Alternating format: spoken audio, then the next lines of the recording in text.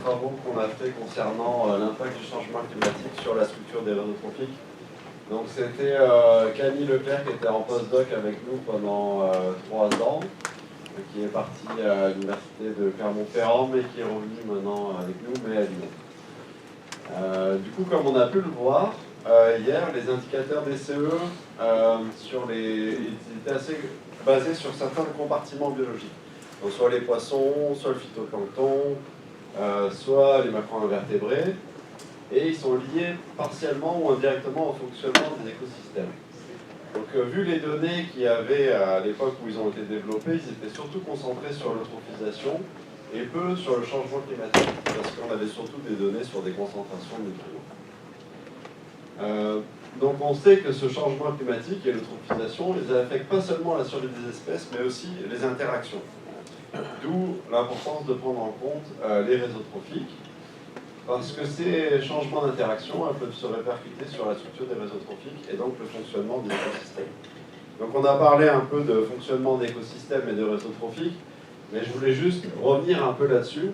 Donc il y a des manipulations qui sont faites à l'échelle des lacs, où on peut manipuler la structure de réseaux trophiques. Donc ça c'est le lac Long au Michigan aux États-Unis, où en fait ils ont enlevé les black bass sur la partie gauche du lac, et ils ont gardé les black bass sur la partie droite du lac, et on voit un changement super important dans la structure de la communauté avec des blooms de phytoplancton. Donc il y a eu plusieurs mesures de gestion qui ont été prises suite à ces résultats, pour éviter la surpêche des prédateurs piscivores, pour réintroduire des top prédateurs dans plusieurs lacs, donc ça a été relativement documenté. Donc on voit directement des liens entre structure de réseau et mesures de gestion et prévention des blooms. Du coup, c'est un projet relativement nouveau par rapport à l'âge du pôle, donc il sort un petit peu de la DCE pour se concentrer sur les aspects de plus de changement climatique. Donc on a commencé en 2021 avec un premier objectif qui était d'inférer la structure des réseaux trophiques à partir des données DCE, donc à l'échelle nationale. Ensuite, analyser la structure des réseaux trophiques. Après, en 2022, on a regardé comment les variables environnementales influençaient la structure des réseaux trophiques, en se concentrant sur la température, mais en regardant aussi d'autres variables.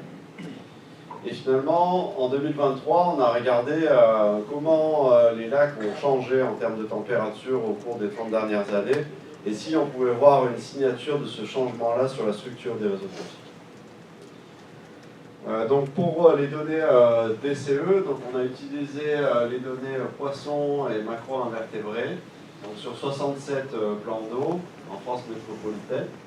Et on a utilisé le modèle allométrique que Victor et Simon ont présenté pour inférer la structure des réseaux trophiques.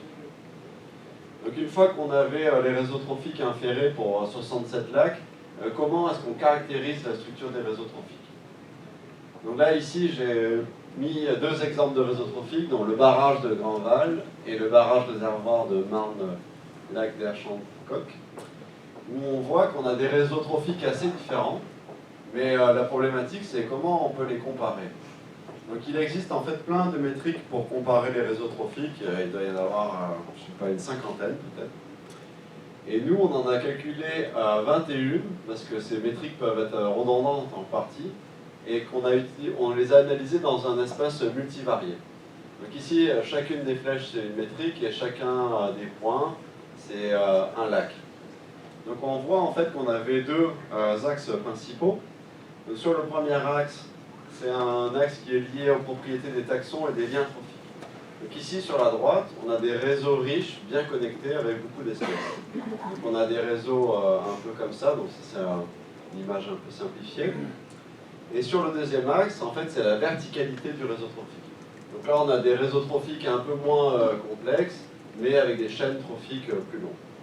Donc ensuite, ce qu'on a fait, c'est qu'on a regardé un peu comment ces axes dépendent des variables environnementales. Donc là, c'est ce que je viens de dire. Donc une fois qu'on a analysé notre structure, on a nos métriques calculées, on va regarder comment la température, l'habitat et la productivité influencent la structure du réseau trophique. Donc on a fait des analyses gamme. Bon, je passe un peu vite, mais c'est juste pour montrer qu'on sait faire des stats. Et ce qu'on trouve surtout, c'est que la diversité trophique augmente avec la taille du lac. Donc quand on a des grands lacs, on a des grands réseaux trophiques avec beaucoup d'espèces, beaucoup de liens. La diversité trophique, elle est maximale pour des niveaux intermédiaires de nutriments. Donc pas assez de nutriments, faible productivité, petit réseau. Trop de nutriments, eutrophication, problème de persistance des espèces et petit réseau aussi. Donc un niveau intermédiaire de nutriments permet de maximiser la taille des réseaux trophiques. Et ce qu'on a trouvé aussi, c'est qu'avoir des fluctuations de température, c'était aussi bien pour la taille des réseaux trophiques, ça a tendance à maximiser leur taille, probablement parce que différentes espèces ont accès à différentes niches thermiques. Pour le deuxième axe de l'ACP, donc qui est la longueur des chaînes trophiques, donc ce qu'on trouve, c'est que la verticalité des réseaux augmente avec la saisonnalité. Donc quand on a plus de saisonnalité, on a des réseaux plus longs. Et aussi la profondeur maximum du lac et sa taille. Donc les lacs plus grands et plus profonds, des réseaux trophiques avec des chaînes plus longues. Donc là, on avait vu des effets de la température, mais c'était ce qu'on appelle space for time substitution. Donc on compare des lacs plus ou moins chauds ou plus ou moins productifs.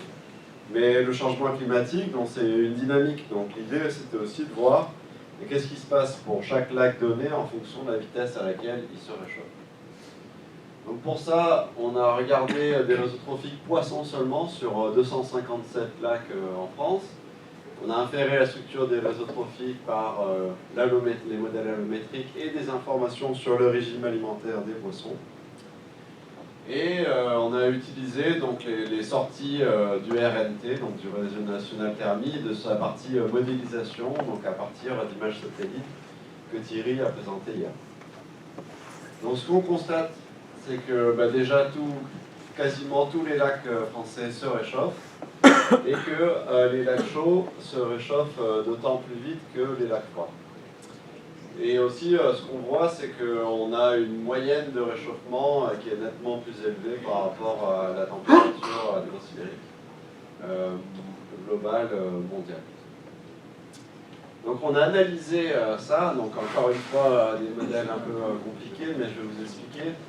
On a voulu savoir comment le réchauffement climatique influence les conditions actuelles qu'on a dans les lacs. Donc à quel point ça réchauffe les lacs, et comment ces conditions-là ont influencé le nombre total d'espèces. On a aussi constaté qu'il y avait un impact important sur les espèces exotiques, je vais en parler, et comment ça influence les propriétés de la communauté. Donc je vais vous expliquer. Donc ce qu'on constate, c'est que le changement climatique réchauffe les lacs, que les lacs chauds contiennent plus d'espèces exotiques, et que ces espèces exotiques augmentent la richesse taxonomique, ce qui était un peu contre-intuitif quand on pense souvent qu'on va avoir une baisse de cette richesse. Donc en tout cas, nous, on observe ça dans les réseaux à court terme, en tout cas. Donc les réchauffements aussi favorisent les espèces les plus petites, et les espèces exotiques, on a trouvé qu'elles n'influençaient pas la biomasse totale de la communauté, parce qu'on a pris en compte l'abondance des populations de poissons. Et finalement, le réchauffement diminue la connectance des réseaux, donc il y a moins de liens réalisés, et les espèces exotiques diminuent le niveau trophique maximum des réseaux. Donc on a des réseaux qui ont des chaînes trophiques moins longues. Et le reste, donc, je tiens à vous remercier pour votre attention. Donc c'était un projet qui était principalement mené par Camille avec Victor, mais il y a plein de gens du pôle et extérieurs au pôle qui ont contribué. Et juste pour donc ce qu'il faut retenir, c'est que le réchauffement a tendance à simplifier les réseaux, et en particulier on perd les espèces qui sont en haut des réseaux, donc les top prédateurs qui sont plus vulnérables. On a trouvé des résultats similaires dans les rivières en comparant lacs et rivières.